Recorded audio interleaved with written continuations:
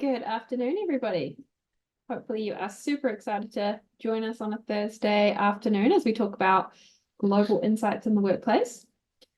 We've got Meg Campbell with us, and she has been taking a lovely trip around New Zealand as we tour around with this webinar. But we're really excited to bring it to you all online today. So there will be a couple of questions on the screen throughout the webinar. Questions throughout them, please do just pop them into the chat. Awesome. Over to you, Meg.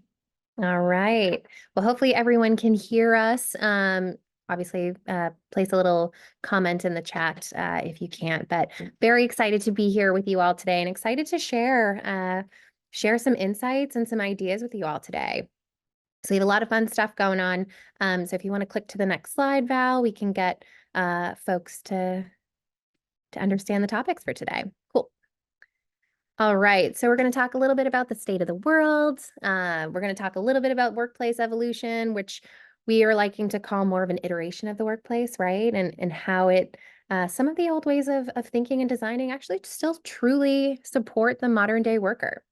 We'll talk a little bit about the people revolution, and then talk a little bit about some trends we're seeing, as well as some case studies from some really interesting Studio DB projects that are happening.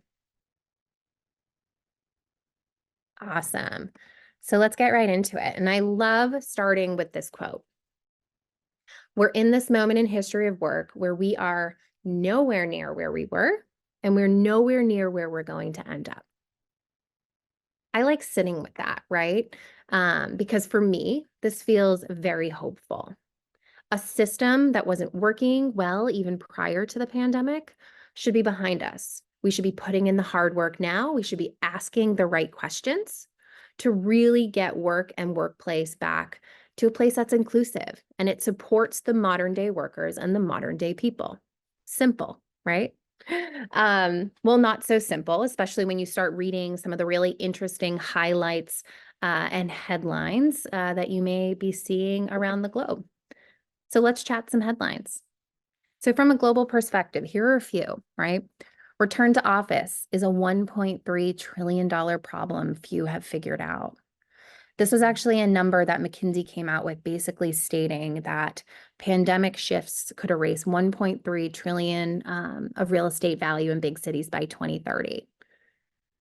So we should be doing something, right? We need to be putting in the difficult work and say, this is new reality. Let's make it work. Or one of my favorites, right? Many remote workers have absolutely zero attachment, no passion, and no creativity.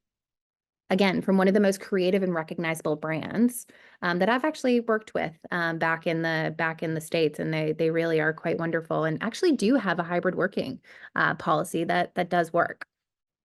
Or lastly, how bosses have won the fight for power in 2023.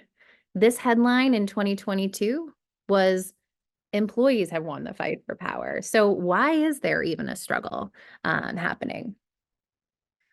From the US perspective, remote work doesn't seem to be affecting productivity. CEOs are having limited success with their mandates because employees are ignoring or skirting the system. They're even doubling down, or we're even hearing that they're doubling down on attendance being tied to promotions, bonus potential, and salary increases, right? Or honestly, just letting them leave. I like this one that I saw recently from HBR. And its organizations are getting creative with offering benefits to really offset the cost of work today. I mean, not traveling, we haven't traveled, or we weren't traveling to the office for a couple of years, right? And having to go back, people are feeling that financial burden, especially in an economy where inflation's real. So really thinking creatively and differently around housing subsidies, caregiver benefits, or even student loan payments to help offset kind of the cost for work. And again, those are student loans. I mean, it's a huge epidemic in the States right now. And then we brought in some New Zealand perspectives, right? Ahead of the global trend of returning to the office. Hybrid environments, they're sparking more productivity and innovation, right? The headlines here, they're all interesting, but it's bringing up kind of the chaos of what defining work and workplace means. But among some of these kind of negative press, there's also some little glimmers of hope. So to continue on with some additional data points on the ebbs and flows of the kind of the interesting world of work and workplace, we wanted to share some with you. So KPMG, if you want to go to the next slide, yeah, KPMG, 64% of global CEOs, they anticipate a full return to office by 2026. This was a survey of 1,300 global CEOs. This is actually quite scary to me, right? This data point, because to me, this is saying we're just going to go back to what we know because it's easy. HBR, 48% of employees say RTO mandates. They're prioritizing what leaders want over what employees are wanting to do good. Again, going back to that disconnect between what employees want and what employers are wanting, right? We need to figure this out, right? We need to come to some common ground. CNN Business, 61 of employees desire to be in the office at least 2 days or more. Why are we focusing on that, right? I think the interesting part of this stat was that the headline was talking about the 30% of employees that wanted to be remote, right?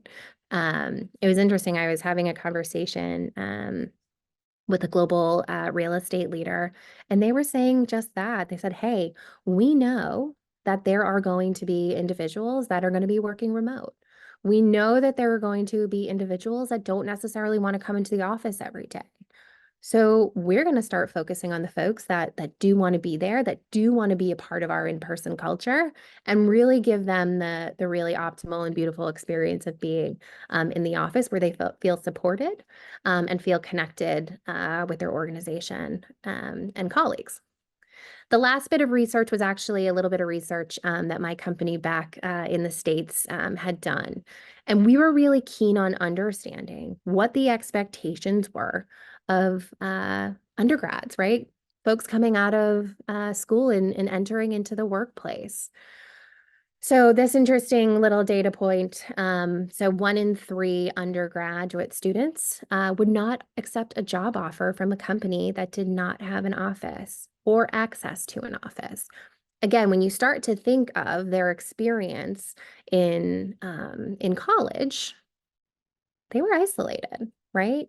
They are truly looking to be back in and connecting with individuals, right? So again, we want to be placing a keen focus on place to support the different generations in the workplace, as well as the variety of different working patterns. So we just threw a lot of data, information, and headlines at you. And all of this is truly to say that physical place and the distributed work, they should coexist, right? They are both essential working models to really creating an inclusive working environment. I mean, when you think about it, right, the 9 to 5, 5 days a week in the office model doesn't empower all workers, right? Women, working mothers, working parents, individuals with physical and cognitive disabilities, people of color. We need to welcome new ideas and be skeptical of saying we can't do things new ways, right? Or we're going back to the old way. So just as working models need to support diverse workers, workplace design does too, right? And we've come a long way, right? We've seen this kind of evolution of workplace firsthand. But in my opinion, it's not really an evolution, right? It's more of an iteration. Because elements of a traditional private office typology, right, they still make sense for today's modern day worker. Maybe a little more light, a little less hierarchy, right? Elements of the open office, right, still make sense. Maybe a little less focused on efficiency, a little bit more focus on connection, communication, and team working. ABW, which honestly, in my opinion, is kind of the baseline of design, specifically because a core component of that activity-based working is variety and it's choice, right? Everything else is kind of an offshoot and stemming off of activity-based working. So we'll touch on a couple of different evolving models. So one neighborhood workspaces, right? An offshoot of ABW, just giving a little bit more feeling of community, a little bit more sense of belonging, right? Flexible and modular models, again, an offshoot of ABW, but just experimenting with furniture and other kinds of systems to really create a customizable experience for employees. And community-based offices, right? The office mainly focusing on moments of community, connection, collaboration. So not truly centered around individual working patterns, but really the communal and team-based working patterns. And it's really no surprise that, I mean, employees are expecting a lot of the workplace from the workplace today, which is why there are so many different evolving models of the workplace. And now this is just more layering on the experience and the operational side of things. I was listening to a really interesting speaker recently, and he was talking about the evolution. Little something just popped up in front of my screen. They were talking about the evolution of work and life, right? And it was very, very different decades and decades ago. So from a work standpoint, there was loyalty, right? People stayed at the same company for their entire career. Loyalty was given and it was reciprocated. And work was a place where people made a living, did their time, went to work, and left. People found their community outside of work, right? Their neighbors, their bowling league, their sense of purpose came from church or other work for the greater good well outside of the office. But now expectations have shifted dramatically, right? Work is not only their place of work, but where they get their sense of community, their social life, their nourishment, their sense of purpose, right? And in some cases, therapy, right? They even demand their shared value or their values being shared with the workplace. So again, the pressure is immense, and in some cases, in my opinion, unfair, right? But I hope you see that through this kind of conversation, right? It's empathy that I think you've started to see, like I said, and it's core to good design. It's core to good experiences because we don't know where people are coming from, right? We don't know everyone's situation, but work is what we spend a lot of time on and where we spend our time. So we wanted to dive into some trends, some considerations, and actually share a couple of interesting case studies that we think speak really nicely to this. So the first one is all around infusing diversity, equity, inclusion into the workplace. And this is a really big topic back in the States, right? It's being spoken about everywhere. And this is not just focusing on gender identity, right?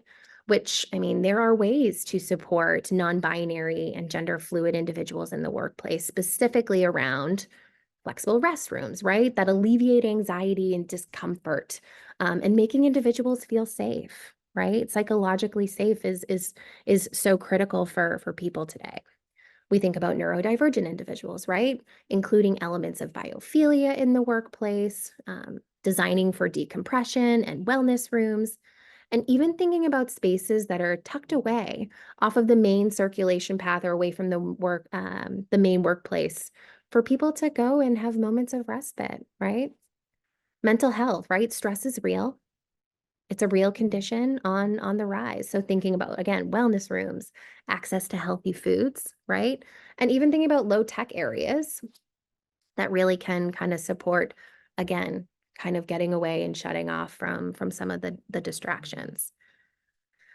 The list goes on, right? Another one, body fit, right? Humans come in all of these different beautiful shapes and sizes, furniture solutions and options for individuals that are easy to get out of, right? So there is such a keen emphasis on human-centric design to truly support the variety of different individuals in the workplace. So I actually worked on a really interesting project back in the States, and it was a very defining project in my career.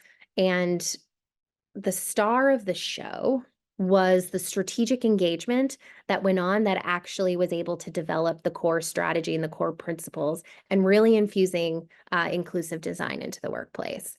The planning principles that we developed were grounded in inclusivity, and they included removing hierarchy from the space, right? A micro office for administrative staff and paralegals. We barely had any workstations in the office, right? The pendulum kind of swung, which honestly, you're going to continue to see that swing.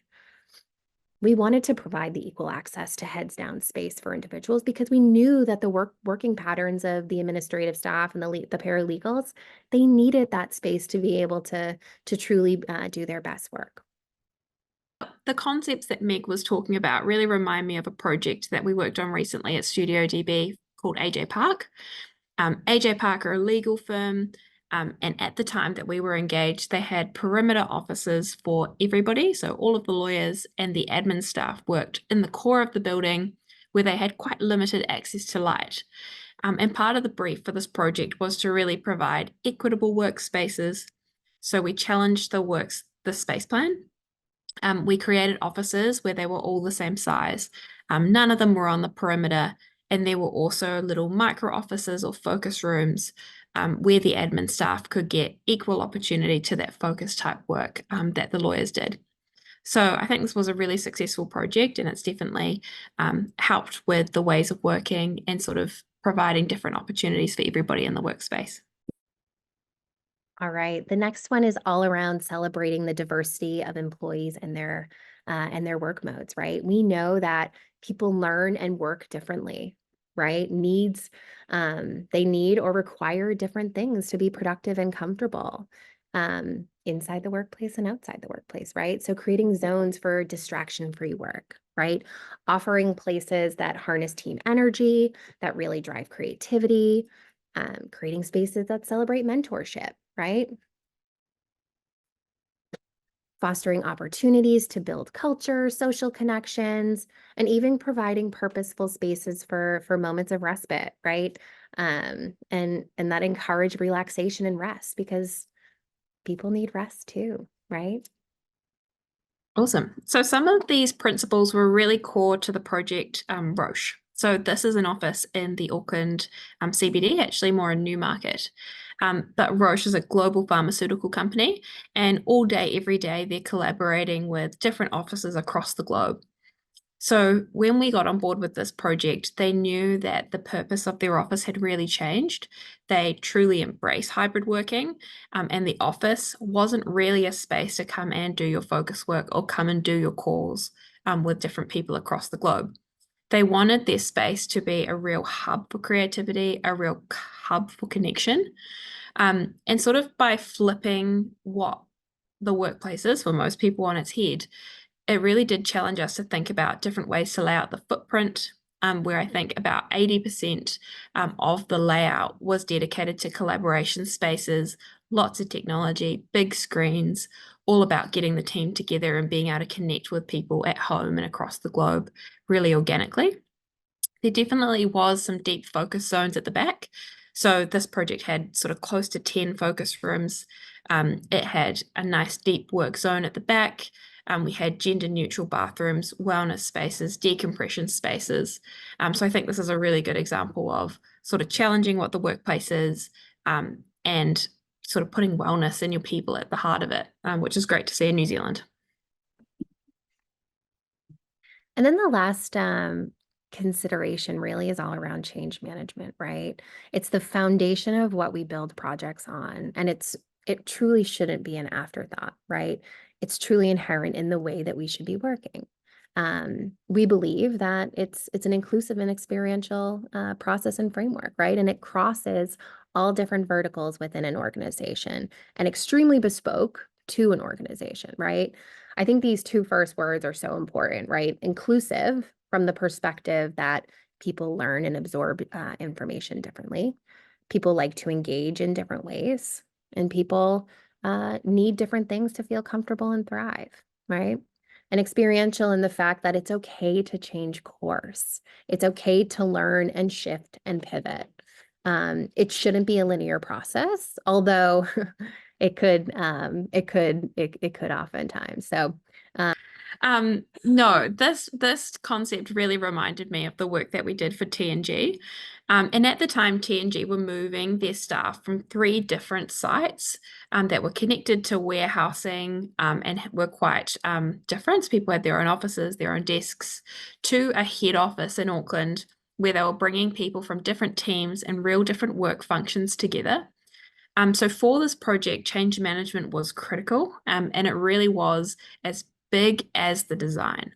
So we started really early on with engagement surveys and lots of workshops with the teams. We got to understand their day in the life, and really understand the work that they do, so that we could be clear that what we were designing for them would work for their needs, but also sort of teach them how they would operate with other teams and in a new space. So again, I think this was a really successful project that kind of showed how change management is just as important as design and workplace.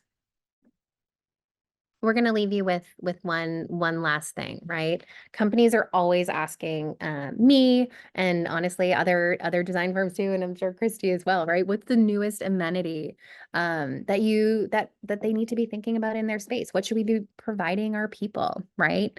It's people. At the end of the day, people are the new amenity, right? Our creations, our designs, they're nothing if people aren't enjoying them. Again, being visible in the workplace, being accessible for people, but just also providing the flexibility for people to show up and be provided a really comfortable and inclusive place for people to thrive, right? It's super simple, right? Well, that's what we wanted to leave you with. I'm going to pass it back over to Kristie, and she's going to actually share some interesting tools from a strategy perspective that's coming out of Studio DB. So a lot of cool and exciting stuff. So again, passing it right back over. Studio DB, with our workplace strategy, we're all about understanding the work that companies do. We definitely understand and lean into the fact that every project and every organization that we work with are really different and have really different needs. So we use the tools that we have to get data and get information that we can present back to boards and back to executives to make decisions about their own businesses that are best for them. So today we're really excited to officially launch 3 new tools that will become part of our suite and are ready to go on projects from now. So all of these tools use the same language and the same lens. So we are thinking about the different types of work and the different types of activities that occur in a workplace. The first tool that we're launching is called the Employee Evolution Index. And this is where we come into organizations to understand where they sit on our scale in terms of workplace and employee satisfaction. So this means that as a board or a leadership team, you can then make decisions on your investment to best prioritize where you're going to have the biggest impact. A good example of this is actually our Wellington studio that we refitted last year. So at the time, we were in an existing space that we refurbished. We'd moved in and not done a lot. We popped in some furniture and just sort of let the team see how things worked out and if they liked the space in the area. So at that time, we found that we were sitting at a negative 8.9 on the scale. Typically, we see our pre-score sit at a negative 6.5, so we were sitting significantly below what we typically see. But things actually got worse. We didn't really expect them to. We thought, we're doing a refit. We'll move our team into a co-working space. This will be great. But things actually got worse. So for us, this was quite an interesting experiment in terms of that change management again, and really thinking about the whole project. When the project was complete, we moved the team back in, and we found that our score increased from negative 10 to positive 8.2. So in terms of our investment into the studio and into our people, we were really confident that we'd made the right decision and that the design that we'd created was a success. The second tool that we're launching today is the Workplace Comparison Index. So the Workplace Comparison Index measures how you use your space within a floor plate to allow you to compare change or different ways of working and what you're proposing to go from to what you're proposing to go to.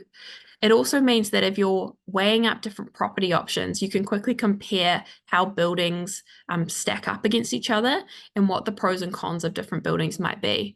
So, for example, some floors might have more usable space than others, or be able to allow you to better fit your brief. So maybe more meeting rooms or more collaborative space. But it's sort of zooming out, looking at a high level and allowing you to compare against our database as well. And finally, the third tool that we're launching is Space Metrics. So this is our own line of occupancy sensors that are a flexible solution. They're not hardwired in, and they allow you to measure the efficiency of your workplace over time. So sometimes we walk into a space and it feels really empty. Sometimes we walk into a space and it feels like we've got way too many people and not enough desks. But having these sensors installed would allow you to really know if that's truly happening, know if there's peaks and troughs so that you can potentially control them, and make decisions about your workplace and potential changes based on data. So we're super excited to start working with you with these tools on your projects. In terms of feedback from clients, it always comes back really positive that we're not trying to make the decision for you. We're trying to give you the information so that you can really make a good one for yourself that you feel super comfortable with.